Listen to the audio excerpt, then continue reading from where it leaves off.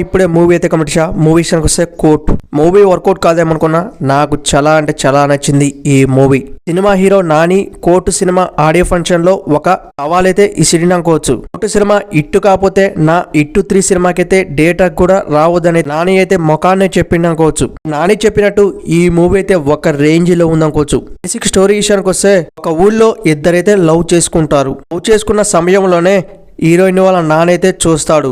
Heroine వాళ్ళ నాన్న ఇడిచిపెడతాడా?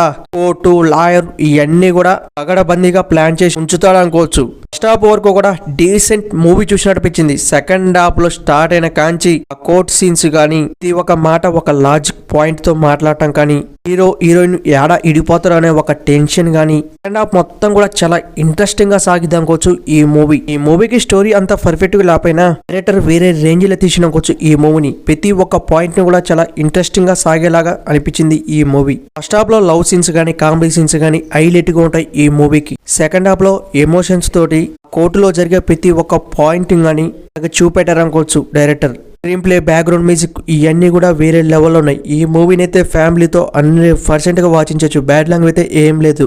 ఈ మూవీని మెయిన్ థింగ్ యూతే చూడాలి. మూవీలో అలాంటి సీన్స్ ఉంటాయి కాబట్టి మూవీని అయితే 100% గా థియేటర్కి వెళ్ళి అయితే వాచింగ్ చేయండి. అలాగే మన ఛానల్ వస్తే ఒక లైక్ సబ్స్క్రైబ్ చేయండి. Please support me.